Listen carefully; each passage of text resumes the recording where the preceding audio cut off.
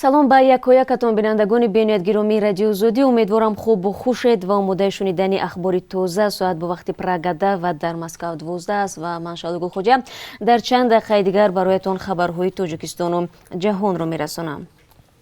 парвандаи ҷиноӣ дар нисбати Хуҷа Каримов аз фармондеҳони фронти халқӣ дар солҳои 90 масъули раёсати парвандаҳои махсусан муҳими Достони кулли Тоҷикистон таҳқиқ шуда ба додгоҳ фиристода шудааст.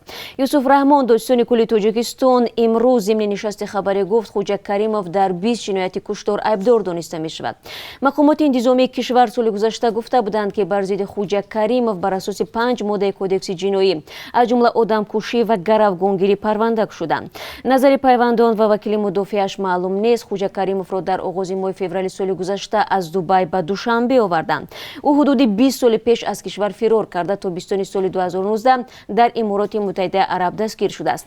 Аз рӯи иттиҳомҳое ки мақомот нисбат ба Хуҷа Каримов парванда боз карданд, ба ӯ солҳои тӯлонии зиндон таҳдид мекунад. соли гузашта ҳангоми сохтмон дар нирӯгоҳи барқи оби Роғун 3 нафар ба ҳалокат расидааст. Дар ин бора дирӯз хадамоти назорати давлатии бехатарии кор дар нишасти хабарӣ маълумот дод. Ба гуфтаи Санъат Раҳим, раҳбари ин хадамот, ҳамчунин ҳангоми пешбурди корҳои бунёдӣ дар нирӯгоҳ 15 нафар аз сохтмончиён маҷрӯҳ шуданд. Ин мақомдор мегӯяд, ҳодисаҳои нохуш бинобар риоя накардани талаботи бехатарӣ ба амал омаданд. ва аз ҷумла афзуд, дар умум соли гузашта дар корхонаҳо ва иншооти мухталифи дар ҳоли сохтмон дар Тоҷикистон 31 садама рух додааст. 8 нафар қурбонии ҳолати фавқулода ва 33 шаҳрванд маҷрӯҳ шуданд. Дар маҷмӯъ ба ҷабрдидагон ва оилаҳои қурбониён кӯмаки яквақта ба маблағи беш аз $109,000 пардохт гардидааст. ҳамчунин зикр шудааст, ки бинобар хунукназарӣ дар вақти кор нисбати 20 раҳбари корхонаҳо чораҳои маъмурӣ андешида ва ба маблағи $8,000 ҷарима шуданд. ҳукумати Русия пешниҳод дорад шаҳрвандони хориҷие, ки ба ин кишвар бидуни виза ворид шуда беш аз 90 рӯз мемонанд, аз ташхиси тиббӣ ва сабти биометрӣ бигзаранд.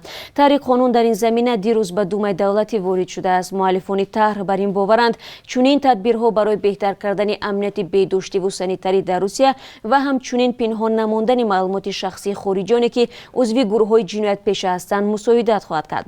ба қавли муаллифон, то 1 марти соли 2020 гурӯҳи хориҷоне, ки бидуни виза ба Русия ворид шудаву беш аз 3 моҳ дар он ҷо монданд, 2.5 миллион нафар ҳисоб шудааст. ташхиси ҳатмии тиббӣ ва сабти биометрӣ ба ноболиғону афроди бознишаста дахл нахоҳад дошт. зимнан соли гузашта беш аз 656 000 шаҳрвандони хориҷӣ шиносномаи Русияро гирифтанд, ки ин рақам дар 15 соли ахир рекордӣ унвон мешавад. аз ин шумора тақрибан 10%-ашро зодагони Тоҷикистон ташкил медиҳанд. дар соли гузашта бештар аз ҳама украиниҳо шаҳрвандии Русияро қабул карданд. дар ҷои дуввум тоҷикон буданд. тибқи омори расмии соли гузашта 63 400 нафар зодагони Тоҷикистон шиносномаи Русияро гирифтанд. ҷоиз ба таъкид аст, ки аз соли 2019 Русия тақдими шаҳрвандии ин кишварро ба мутахассисони хориҷӣ осон кардааст.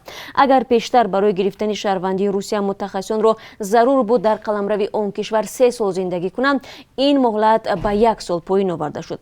шаҳрвандии Русияро бархе шаҳрвандони Тоҷикистон барои дарёфти кори беҳтар хуб медонанд, вале баъзе мегӯянд, бо вуҷуди дарёфти шаҳрвандӣ дар ин кишвар бегона боқӣ хоҳӣ монд.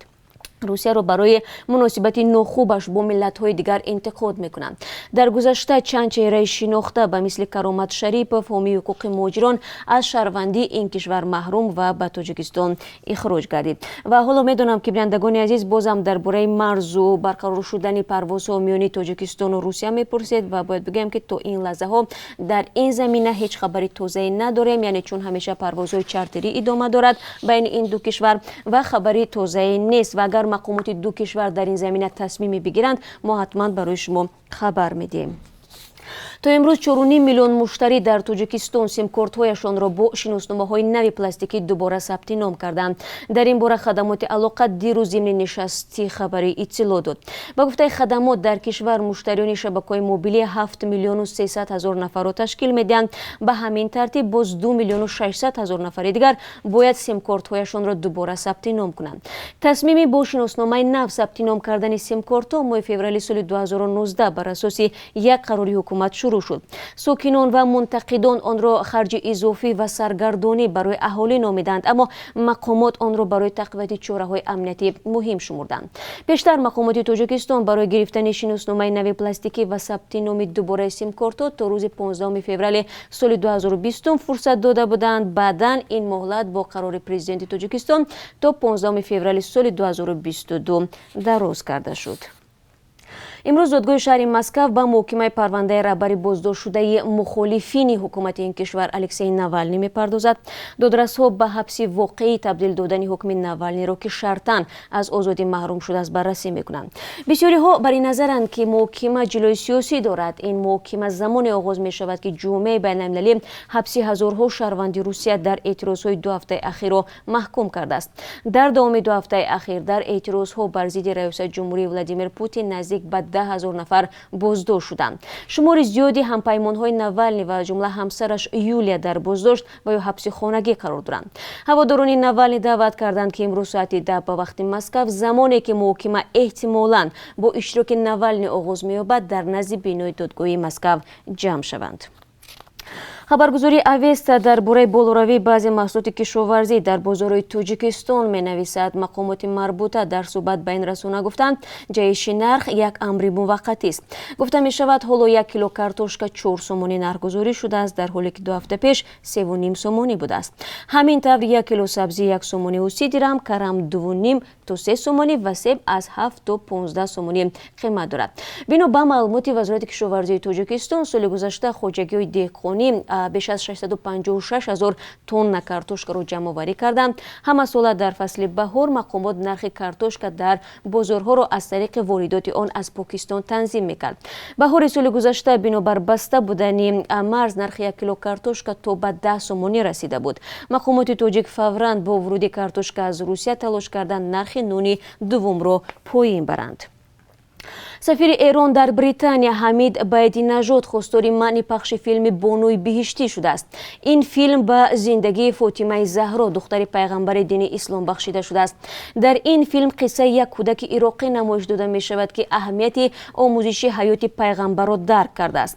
дар паёме ба мусулмонони шиа ва сунни мазҳаб дар Британия, сафири эронӣ филмро ҳамчун амали ихтилофангез унвон дода иброз доштааст, ки ин филм кӯшиши эҷоди ихтилофу нафрат дар миёни мусулмонон мебошад. яке дар рӯҳониёни баландпояи исломӣ филмро маҳкум намуда таъкид карданд, ки он талоши барангехтани ихтилоф дар байни мусулмонони шиа ва сунни аст. ин филм аз тарафи Покистон ҳам маҳкум шуд. мансабдорони соҳаи мухобироти ин кишвар дар моҳи гузашта ба тамоми шабакаҳои иҷтимоӣ дастур доданд аз нашри маводи марбут ба ин филм ҷилавгирӣ кунанд.